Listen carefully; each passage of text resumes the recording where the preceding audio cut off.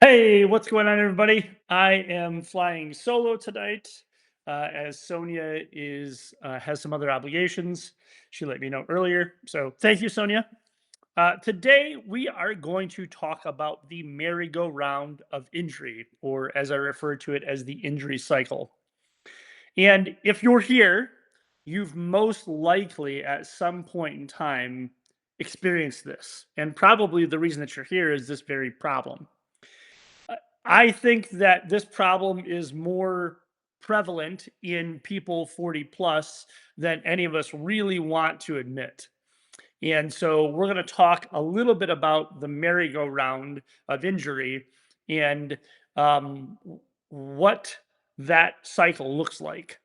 So this has happened to me a number of times, and I know for a fact over the last almost 30 years of working with people that it happens to other people as well. They'll maybe they've had an injury, they've taken some time off, they went and saw a doctor or a PT or a chiro or a massage therapist or whoever it was, or AI chatbot, their therapist, or person that's helping them deal with injuries in a chatbot, and it tells them to rest. The problem with resting is that while resting allows the tissue to have less inflammation, I don't want to use the word recover because I don't actually think it's recovering. Have less inflammation, allow the nervous system to calm down a little bit. Rest doesn't actually solve the problem. When I used to work with back in Michigan, when I was working with all the elite level youth athletes that I was working with, they would come to me because they would go see someone and they would tell them to rest. And for an elite level youth athlete that's playing for a college scholarship on a either a regional or a nationally competitive travel team, rest for them is losing their spot. Losing their spot is potentially losing their, a scholarship to the school that they want to get into.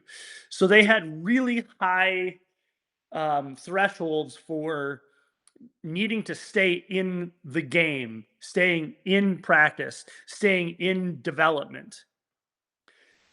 So the resting doesn't really help. So what would happen oftentimes is people would take some time off and then they would feel better and come back only yet for the injury to come back again. And so what we've been taught, especially in our age group, like Gen Xers, uh, baby boomers, the older millennials, you're taught to rub some dirt on it and keep going. And when we're in our 20s, or when we're teenagers in our 20s, we have the ability to go just ride it until the wheels fall off, right? And that works at that time. But what we do is in our head, we start to think about ourselves as we were in our 20s or as we were as teenagers. And we compare ourselves to that time and maybe even, pine and yearn for that time for us to be able to do the things that we were able to do then. And so what winds up happening is we get into this cycle of like injured, I'm going to work really take some time off, come back, try and make up for lost time, get injured again, and then the cycle just continues to repeat. What I found over the last 4 years for me personally is that um I need to respect my body, respect what it's telling me, and really strive towards consistency rather than intensity. Now, I want to make this very clear. For those of you who choose to work with us at some point in time, my goal is this. This is the vision I have for Rebuild as a company and as a product, as a transformation service for people that we work with. I love taking people from I can't do the thing I really love to do And I haven't been able to really perform in a while, because of being injured, maybe some lifestyle stuff. I had to take some time off of training because of, life getting in the way, work, family, other obligations, things like that. I love taking that person. And this is the journey that I love being a part of. You're injured, we help you get back to square one, then we rebuild some capacity and tolerance, and then what we do is we help you become whatever peak version of yourself that you're looking for. Now, for some of us, that is continuously working at a level of every week I'm trying to make these small micro improvements, and I want to see how far over the next 3 to 5 years I can take my body. And why do I say 3 to 5 years? If you have an injury and it's been going on for a while, what's going to happen is we're going to need to probably somewhere between 60 to 90 days. We're trying to get you back to square one, having no pain day to day, and then slowly onboard you into back to activity again. And that's going to be somewhere between 90 and 120, 90 and 150 days. So now we're kind of looking at, you know, 3 to 4 months where we get you pain free and back to doing the activity that you like. Then we're going to build up your capacity. And then for about the last mm,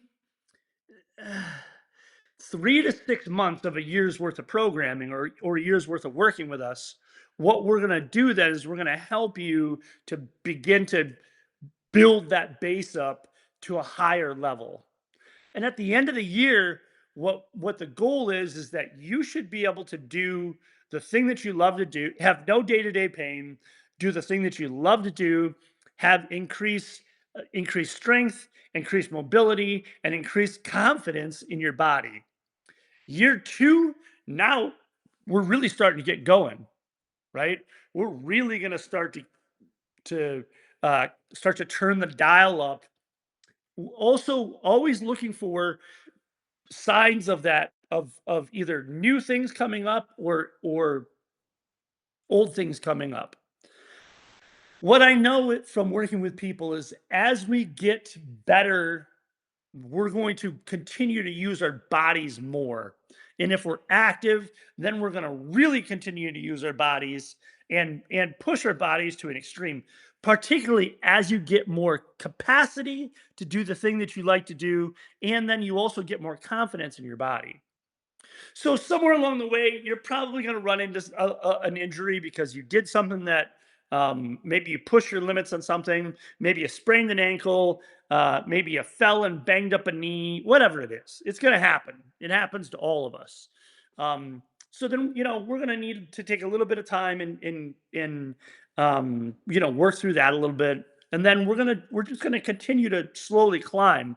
So year two, what we're really looking at is we're really looking at taking that foundation that we built in the first year, turning it up, and really starting to increase our load, increase our ranges of motion, increase our mobility. So we're really looking at the whole arc of our movement capacity and strengthening that and enhancing it.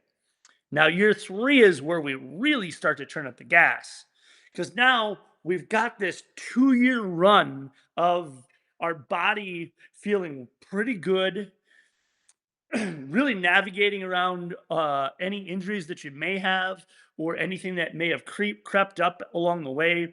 Here's the other thing I know that happens as we go along. Your brain is going to go, yeah, my ankle doesn't hurt anymore, but whew, my hip does. And oh yeah, I had a hip injury 12 years ago that I forgot to talk to you about. Happens all the time. So, we're going to work through those things, and then year 3, year 4, year 5, we're going to really start to turn the dial up. And then your athletic capacity or your body's ability to perform at a level that was far beyond where you were when we started really starts to be able to show. So that's really what we want to start to look at as the kind of the journey as we're working together. But what we can't do is we can't decide that we're just going to go all out crazy and try and get there, redlining and pedal to the metal, because it's not going to work. You're just going to get into that injury merry-go-round again. Now, the thing that I want us to think about when we think about having pain and old injuries, we oftentimes will think about those things um, as a negative. And I actually believe that those injuries and the pain that we have and the limitations that we have are actually um, things that will help us to improve. So, one of my mentors, Dan Sullivan, who wrote the books or co-wrote the books Who Not How, 10x is easier than 2x, and Gap and Gain, has a principle called gap and gain. And the gap is like when we look at a problem, we look at the negative things that happen. The gain is looking at, oh my gosh, for me, I tore my right meniscus in 2019, and it was definitely something that was a problem for me. But what it led to is it led to me solving that meniscus tear, restabilizing my right knee, and I'm doing stuff now that I couldn't do 5 years ago, 6 year, 8 years ago. I'm performing now. I'm my overall performance is better now than it has been since my mid to late 20s. Because I've had this great 4.5, it'll be 5 year run of being able to consistently um, train my body without injuries setting me back. And when I have had injuries, I've been able to overcome them much quicker because of the training that I'm doing now and the foundation that I've set for my body. So I actually don't think that injuries are a bad thing. They're just showing us where we lack. Now, let's talk about the difference between like an impact injury and a repetitive use injury. So, an impact injury is it's cold as hell out right now. We've got some ice on the driveway, and let's pretend as I'm going to go get the trash can that I put out this morning, I slip, fall, and separate my shoulder. That's an impact injury. A repetitive use injury is doing something over and over and over again, and eventually the tissues, the nervous system, and by tissues I mean connective tissues like tendons and ligaments, nervous system, and maybe even muscles get a little pissed off and irritated. Uh, be- because the way that we're sequencing the movement isn't we're sequencing it for efficiency, regardless of whatever the impact of the body is. Instead of sequencing it for efficiency, but also take into consideration that the body needs to do X, Y, and Z in order to get it done. So when you're like case in point, when I used to work with pitchers a lot, they would come to me with either shoulder injuries or they would come to me with elbow injuries quite often. And both of them were very often a result of the same thing. Their shoulder getting a little too far ahead of them in the pitching sequence, and the elbow then taking a lot of extra stress as it gets into external rotation to throw the ball, or as the hand starts to come behind the body to throw the ball. Now, some of that could have been a tightness in the thoracic spine or in your upper back. Some of it could be the shoulder not being mobile enough and strong enough in those stretched positions, and then some of it could be also just weak tissue, right? So when we addressed how the body was moving, those injuries started to decrease and their performance started to increase because the body was moving more efficiently. It wasn't doing it at a cost. There was no cost to it. Now there was just a sequence that was fluid throughout the whole entire pitching mechanic, or throughout the whole entire pitch sequence. So we want to think of those injuries as potentially places that we can really lean into and become better from them. And that's the gain idea. The gap being you're looking at this injury and you go straight Eeyore mode. And I completely understand because I've had back injuries that were so bad and I just couldn't solve them. And I'm not going to lie to you and tell you there wasn't times when my back injury didn't get me down. It didn't discourage me. I didn't get. I mean, when I'm talking back injuries, I'm talking about not being able to get off the floor in my late 20s, early 30s, my mid to late 20s and early 30s. I mean, so bad at times that I'm taking, you know, 1,800 milligrams ibuprofen a day just to get through the day. I got pain salon pause patches on my back to help me feel at least stable enough to be able to move. I mean, really bad. Now, what I know is that now that I've addressed those issues, and my back is good and stable. I have way more stability in all of the other things I do, like jujitsu and things like that. So you are able to turn that when you're able to turn that around, it opens up new capacities for us. Now, let's talk about why traditional fixes fail.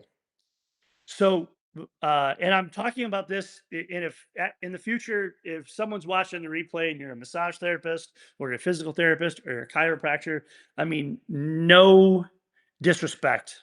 The people that I work with have been through those things and it didn't work for them.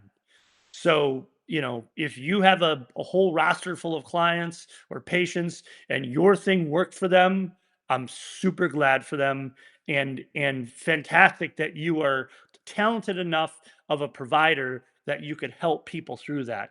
I saw that with massage. I was able to help people with back pain just through traditional massage, like releasing tissue. But I also saw a number of people where that didn't work, and so that was a problem, uh, including myself. So that's kind of why I've gotten to here. So w- what we want to start to look at is when you've been through the traditional fixes and they haven't worked, the reason why is that they're not addressing the root problem. They're only putting band-aids on it, and also, like things like massage and things like chiropractic, those are interventions meant to downregulate the nervous system, meant to reset the nervous system so that you can get back to square one. But most oftentimes, there's not a plan of action after you're back to square one. Maybe you'll get some stretches or maybe you'll get some basic exercises. The same thing happens with PT. PT's job is to get you from out of pain to feeling better. But once your symptoms are gone, the insurance company is just going to kick you out. And so there's no care left after that. Oftentimes with personal trainers, they're really good at getting you strong, they're really good at getting you mobile, but they don't have the experience of being able to manage the injury and work through it. And that's what I've done over the last 25 to 30 years, is I've put those two skill sets together. And so what we need to do is we need to improve your strength in ranges of motion that where you're weak and vulnerable at, and then also increase your mobility so that you have a greater bandwidth for movement. When you have a greater bandwidth for movement, the chance of injury in those repetitive use injuries is going to be far less because we have this robust system built. The trouble becomes when we start to go through those other interventions and we start to rely on those things and you know we get to places where we just can't break through, and that's really where I think that the rebuild project comes into play. And that's really who we're for. I'm not for people um, that have had the success of getting out of pain and out of the injury um, with those other interventions. What we're really looking for is we're looking for the people who struggle and they can't get out of that. So essentially, what we're doing, hold on, sorry about this. My screen decided that it wanted to, um,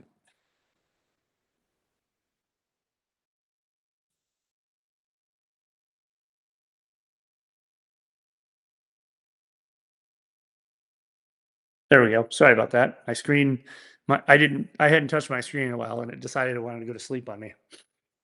So what are we really doing? I'm not looking for workouts, especially in the beginning.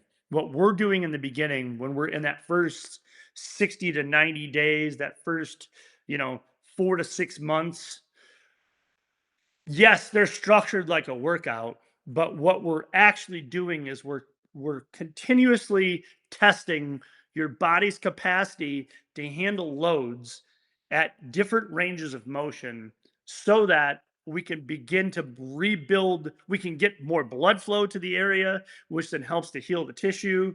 We can get more as the tissue heals, we get more resiliency of the tissue, resiliency of the joint, strength of the joint. R- we start to look for ranges of motion that you struggle or can't do and start to restore those ranges of motion. And then we're strategically listening to your body and listening to the feedback it's giving us. We're letting your body direct us to what is next. And that I have found has been, I've always found that to be the quickest and most reliable source of direction in working with people than anything else. Whenever I've come into working with someone with my own set of ideas and I hold rigidly onto those ideas, that's when I typically get myself into trouble. And I don't provide the outcomes that I want to provide for the client, which then frustrates me more than anything else. Um, if you're an old client of mine, meaning that we work together in person, either in Michigan or here in Minnesota, or when I've been on the road traveling with people, with teams and different people, you will know that I will tell you that I'm more invested and I get more frustrated when I can't solve the problems that you have than you do. And I know that seems like a crazy statement, but it's 100% true. And I will tell people, you will see me get visibly frustrated because I can't solve the problem. I'm not frustrated at the client. I'm not, I'm frustrated. I'm frustrated with the situation that I can't solve because my expectation is we're able to solve those things. We're able to solve that problem. So what we want to start to do is we want to start to build your overall capacity again to handle load, to handle ranges of motion, to handle forces, because that's the other thing that we want to start to look at is as you get more active, your body is going to have more forces that it handles. Your tendons and ligaments, when strong, are an incredibly robust scaffolding for the rest of your skeleton. And then you start to put quality muscle tissue on top of tendons and ligaments that are strong. They're pretty damn resilient. I mean, go watch go watch uh, uh, uh, American football. Go watch uh, soccer or Europe, or what they call football in the rest of the world. Go watch rugby. Uh, Go watch basketball. You will see joint angles that defy what people think is possible with the human body. And that's largely because those folks have spent time building up these robust support networks for their body. And that's what we're trying to do. Because, well, you will never be the same level of an athlete as a mid 20s professional athlete, whether it's male or female, we can still use a lot of the same concepts that they use to help us become the best athlete we possibly can become at whatever age we're at. Why am I choosing athlete as a term? Why am I choosing athlete as an end game for rebuild members, rebuild collective members? Because I want what an athlete is able to do is they're able to compensate, they're able to their body's able to problem solve in real time in extreme forces and in more extreme circumstances than people who are sedentary. And that is a person who's going to be a kick-ass 50-year-old, a kick-ass 60-year-old, a kick-ass 70-year-old, a kick-ass 80-year-old. And that's what I want to help people become because that's my goal. The whole rebuild project, this whole thing is self-admittedly a self-serving journey, so I can find the best way for me to remain active and vibrant in my 80s and 90s. I have my on my dad's side of the family. I knew both my great grandmothers. My grandfather lived until he was 94. My grandmother lived my grandmother lived with stage 2 diabetes that unfortunately was got so bad that she lost both her legs, but she lived into her mid 80s. What how old could she have lived? Her mom lived until she was 94. How old could she have lived had she taken care of herself better? So those are the things that I want us to think about, right? I want us to be robust, capable humans, athletes, late into our life because we know that the more active we are, the more social we're going to be. We know the more social we are, the better chances of fighting, the things that will take us all eventually, right? Our cognitive decline stays higher when we're more active. We're giving our brain more problems to solve. We're getting out into social activity, which is incredibly critical for our longevity. So that's really the thing that I want us to think about. In this whole entire thing goes back to the injury merry-go-round or the merry-go-round of injury.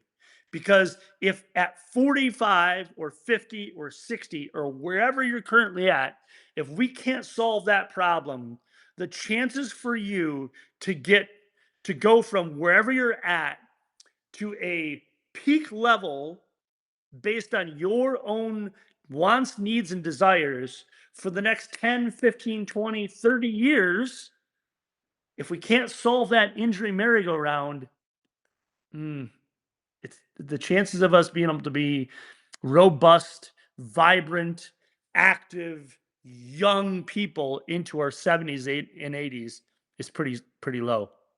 So that's where I'm going to wrap up. Next week, what we're going to talk about is we're going to look at what we call the strategy over sweat philosophy. Yes, I have notes because I'm trying to keep myself on track. If I'm left by myself, I go on these rants, as you can tell. And so I'm trying to keep myself on track here. But we're going to look at the strategy over sweat. And this is important, particularly in the beginning of your programming.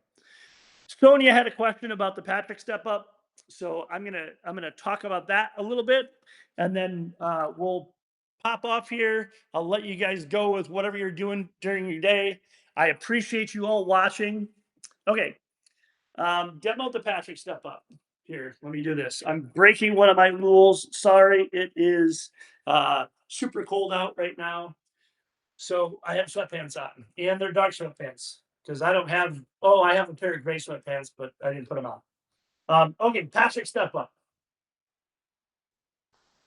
I I lift my foot like I'm going to take a step forward, but I don't actually step forward. So my foot's out in front of me. My hip stays. Uh, I don't start the motion from my hip, so there's no hip flexion there. My knee bends. My heel touches the ground, and then I extend my knee back up. One of the common things that people do is they'll bend their knee and they'll bend their hip at the same time. And that takes away from the stress that we're trying to put on the knee and the ankle. And then eventually, what you should also be feeling as well is when I bend my knee, my glutes pretty relaxed. But as I start to straighten my knee out and get into what they call terminal extension, my glute should turn on here. So there's a couple things that we're looking for. So yeah, I hope that answers your question. If it doesn't, reach out to me, let me know, and we can address it. All right, everybody. Oh yeah, do me a favor, please. I have two asks now that we're towards the end here. I have two asks. First one being, I've put up a poll in the movement restoration community for we're going to do a webinar in a free webinar in February, and I put up a poll. It's pinned at the top of the page that has a couple dates on it. Please let me know which of those two dates works for you. The second thing is, if you sat through this whole entire thing and um, it resonates with you, if you know anyone that, not anyone, if you know someone that is a friend or family member that you care about deeply, that you would like to see be one of those people that you know in their 40s, 50s, in their 50s, 60s, 70s, 80s, and is a robust, capable human, and they're struggling with this injury merry-go-round, I would love to be able to get them in this webinar so we can start to talk about and help them break the get off of the injury merry-go-round. So if you happen to know someone, in that same comment that's pinned at the top of the page of our community page here, there is a link for the school community, and you can invite them. It would be it would mean the world to me to for you to do that. And who knows, you may help them get out of the injury cycle, and you both can be active people long into your lives. All right, have a great night, everyone, and I will see you guys next week.